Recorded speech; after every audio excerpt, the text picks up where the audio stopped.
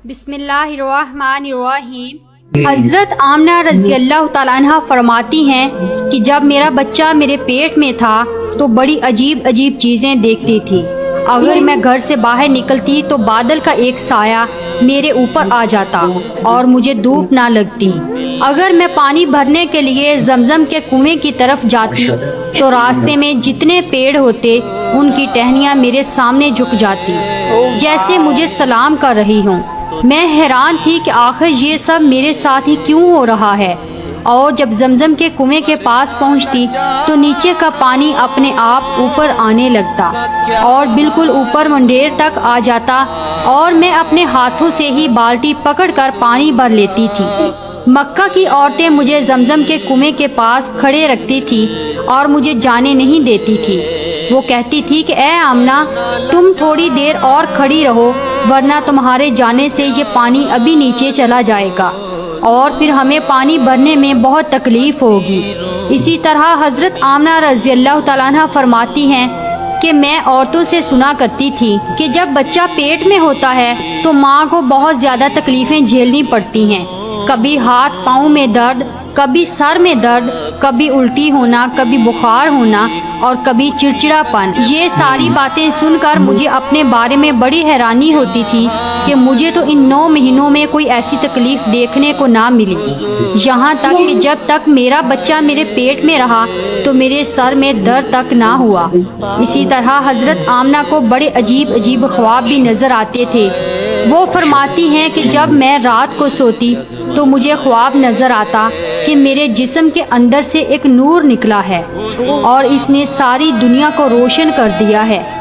ये सब देखकर मुझे यकीन हो चुका था कि मेरे पेट में जो बच्चा है वो वाकई ही आम इंसान नहीं है। हजूर सल्लल्लाहु अलैहि वसल्लम के दादा हजरत अब्दुल मुत्तलिब दिन रात काबे के पास जाकर काबे का गुलाफ पकड़कर अल्लाह से रो रो कर दुआएं करते। या अल्लाह, मेरा बेटा अब्दुल्ला तो इस दुनिया में नहीं रहा लेकिन इसके घर एक बच्चे की पैदाइश होने वाली है। या अल्लाह, इस बच्चे की हिफाजत फरमाना और मेरे अब्दुल्ला की नस्ल बाकी रखना। हजूर सल्लल्लाहु अलैहि वसल्लम के सारे चचा इसी इंतज़ार में रहते थे कि मेरे भाई अब्दुल्ला के घर बच्चा कब पैदा होगा। यहूदियों की किताब तौरात में लिखा हुआ था कि जब आखिरी नबी आएगा तो उसके पैदा होने से 10 दिन पहले आसमान पर एक लाल रंग का सितारा निकलकर चमकने लगेगा। तो जब हजूर सल्लल्लाहु अलैहि वसल्लम के पैदाइश के 10 दिन बचे तो आसमान पर वो सितारा निकल आया। उसे देखकर यहूदियों में भगदड़ मच गई और उनके आलमों ने सारे यहूदियों को जमा किया और कहा, देखो आसमान पर लाल तारा चमकने लगा है, इसका मतलब है कि वो आखिरी नबी आने वाला है। जाकर मालूम करो कि इस वक्त मदीने में किसके यहाँ लड़के की पैदाइश में 10 दिन बचे हैं। यहूदियों ने जाकर मदीने में मालूम किया तो वहाँ बहुत सी औरतें हमल से थीं, लेकिन अभी किसी का वक्त करीब नहीं आया था। किसी के 2 महीने बाकी थे तो किसी के 4 महीने। इन यहूदियों ने आकर अपने आलमों को बताया कि मदीने में ऐसा बच्चा पैदा होने वाला नहीं है। तो उनके आलमों ने कहा कि अब मक्का में जाकर देखो। तो सारे यहूदी मक्का पहुँचे कि वहाँ किसी के घर बच्चे की पैदाइश होने वाली है। इन लोगों ने बताया कि हाँ, यहाँ मक्का में 5 औरतें ऐसी हैं जिनके घर बच्चे की पैदाइश होने वाली है। तो उन यहूदियों ने कहा कि नहीं, ऐसे बच्चे की पैदाइश की जिसका बाप वफात पा चुका हो, यानी जिसका बाप अब इस दुनिया में ना रहा हो। लोगों ने बताया कि हाँ, अब्दुल मुत्तलिब का पोता पैदा होने वाला है। इस बच्चे के बाप अब्दुल्ला की अभी कुछ महीने पहले वफात हो गई थी। ये सुनकर यहूदियों की हाय निकल गई और वो सब रोते चिल्लाते अपने आलमों के पास पहुँचे और कहा, हाय अफसोस, आज नबूवत यहूदियों से निकलकर मक्का वालों में पहुंच चुकी है। वक्त यूं ही गुजरता गया। आखिर वो दिन आया जिसका सभी को बेसब्री से इंतजार था, जिसका इंतजार आसमान और जमीन, चरिंद परिंद, हर मखलूक कर रही थी। आज इस बच्चे की पैदाइश हुई जिसकी वजह से इस दुनिया को बनाया गया। अगर वो ना होता तो शायद कुछ भी ना होता। आज इस बच्चे की पैदाइश हुई जिसके लिए चांद के 2 टुकड़े कर दिए गए। इस बच्चे की पैदाइश हुई जिसकी खातिर सूरज को अपनी जगह पर रोक दिया गया। اور اللہ نے حکم دے دیا کہ اے سورج ابھی مت ڈوبنا، کیونکہ میرے حبیب محمد صلی اللہ علیہ وسلم نے ابھی عصر کی نماز نہیں پڑھی ہے۔ آج اس بچے کی پیدائش ہوئی جس کے پاس ساری زندگی میں جبرائیل علیہ السلام 26,000 بار آئے۔ رات کا وقت ہو چکا تھا۔ حضرت آمنہ کے پیٹ میں ہلکا سا درد اٹھا اور ان کو محسوس ہوا کہ شاید آج میرے بچے کی پیدائش ہونے والی ہے، تو انہوں نے حضرت عبد المطلب کو اس بات کی خبر کر دی۔ حضرت عبد المطلب نے اپنے محلے کی ایک دائی حضرت شفا کو اپنے پاس بلایا اور کہا کہ آج رات تم آمنہ کے پاس ہی رہو، کیونکہ میرے بیٹے عبداللہ کے گھر آج بچہ پیدا ہونے والا ہے۔ رات گزرتی گئی، چاند بھی کہیں خاموش ہو کر بادلوں میں چھپ گیا۔ حضرت آمنہ رضی اللہ تعالیٰ عنہ فرماتی ہیں کہ جس رات میرے گھر بچے کی پیدائش ہوئی تو اس دن میرے گھر میں غریبی کا یہ عالم تھا کہ ہمارے ہاں چراغ میں تیل جلانے کے بھی پیسے نہیں تھے۔ اس غریبی میں ہمارے آقا صلی اللہ علیہ وسلم اس دنیا میں تشریف لائے۔ اس رات حضرت عبد المطلب اور ان کے سارے لڑکے گھر کے باہر بیٹھے رہے کہ اگر میرے بھائی عبداللہ کی بیوی کے ساتھ کوئی بھی حادثہ ہو تو ہم فوراً اس کے لیے علاج کا انتظام کریں گے۔ پوری رات کوئی بھی نہیں سویا۔ رات ڈلتی جا رہی تھی، چاند بھی خاموش ہو کر ڈوب چکا تھا، ہر طرف اندھیرا ہی اندھیرا تھا، گھر کے اندر بھی اندھیرا، گھر کے باہر بھی اندھیرا۔ سحری کا وقت ہو چکا تھا کہ اچانک حضرت آمنہ کے پیٹ میں ہلکا سا درد اٹھا اور وہ سمجھ گئی کہ اب بچے کی پیدائش ہونے والی ہے۔ انہوں نے دائی شفا کو آواز دے کر کہا کہ مجھے درد ہو رہا ہے۔ 1 گھنٹہ پیدائش کو گزرا اور پھر صبح ہونے سے کچھ پہلے ہمارے آقا صلی اللہ علیہ وسلم اس دنیا میں تشریف لائے۔ حضور صلی اللہ علیہ وسلم کی پیدائش پر 3 باتیں بڑی عجیب ہوئیں جنہیں دیکھ کر دائی شفا بھی حیران رہ گئی۔ پہلی چیز کہ جب بچہ پیدا ہوتا ہے تو اس کے ناف ماں کی آنت سے جڑی ہوئی ہوتی ہے، لیکن ہمارے حضور صلی اللہ علیہ وسلم کی ناف ماں کی آنت سے بالکل الگ تھی۔ دوسری چیز کہ جب بچہ پیدا ہوتا ہے تو اس کے ساتھ بہت زیادہ گندگی نکلتی ہے، لیکن ہمارے آقا صلی اللہ علیہ وسلم جب پیدا ہوئے تو اندر سے غلاظت کا ایک قطرہ بھی نہیں نکلا۔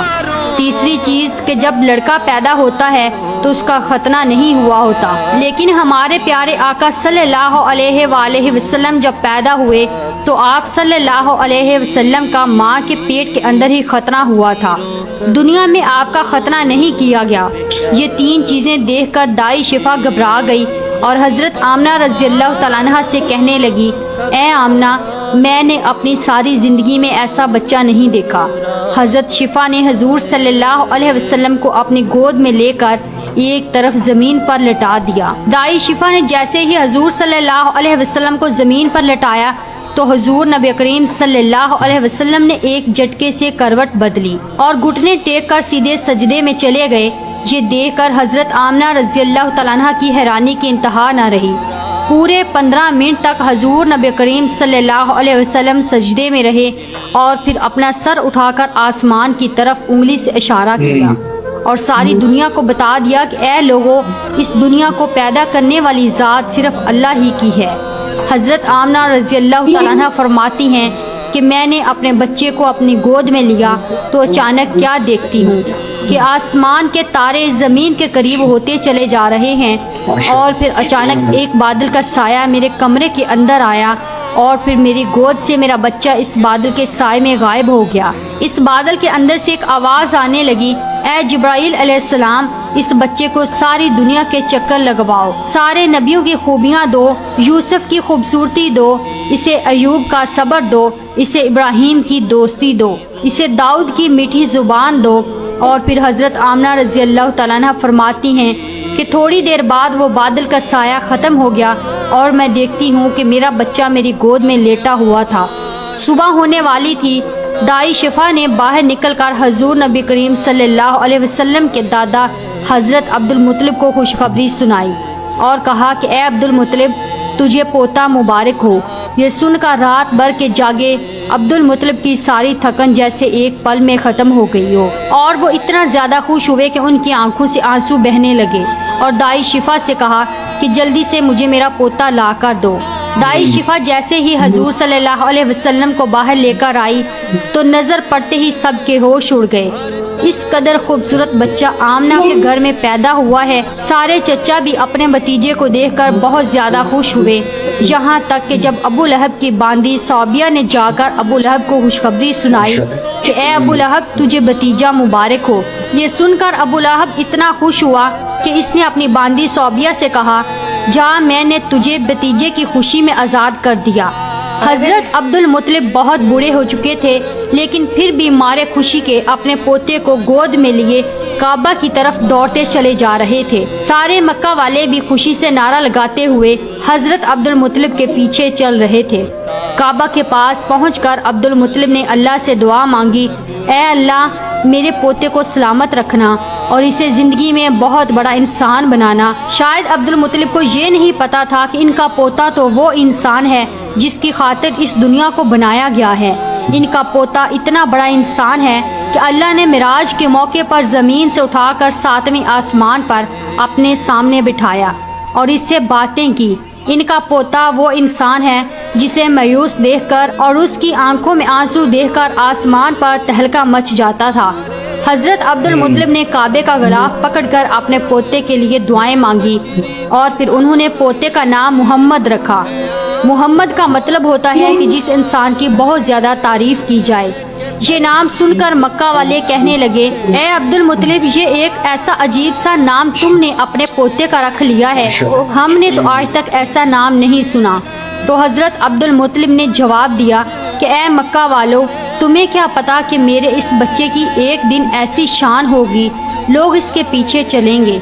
एक बार हजूर अकरम सल्लल्लाहु अलैहि वसल्लम मदीने में अपने सहाबा कराम के साथ बैठे हुए थे तो हजूर करीम सल्लल्लाहु अलैहि वसल्लम के चचा हजरत अब्बास ने फरमाया, ए अल्लाह के रसूल, मुझे बचपन ही में मालूम हो गया था कि आप बड़े होकर कोई बहुत बड़े इंसान बनोगे।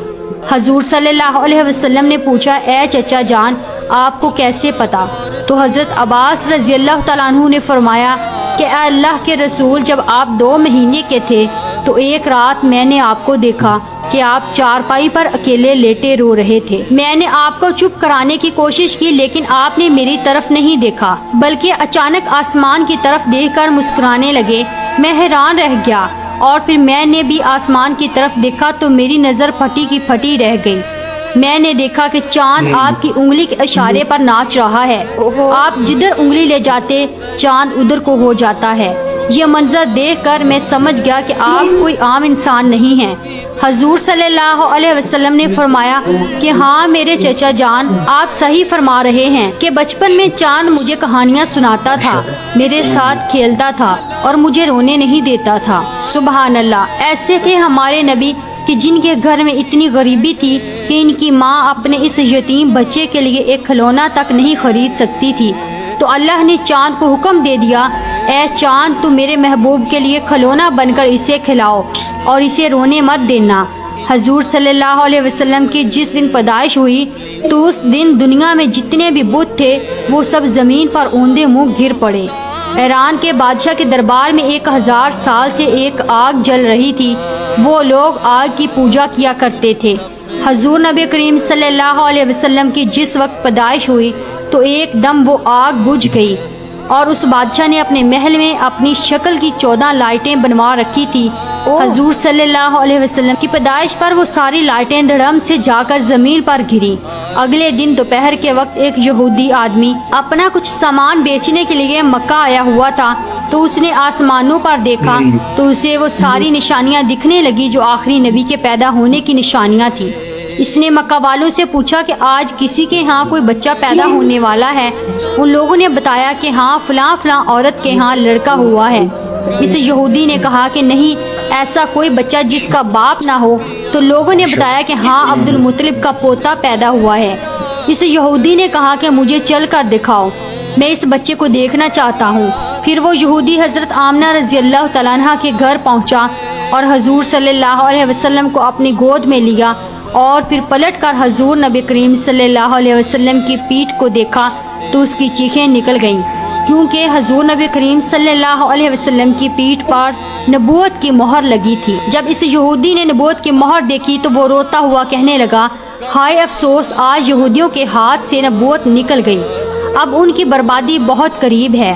ایک آمنہ کا لال، ایک فاطمہ کا لال، نانا بھی بے مثال تو نواسا بھی بے مثال، سبحان اللہ۔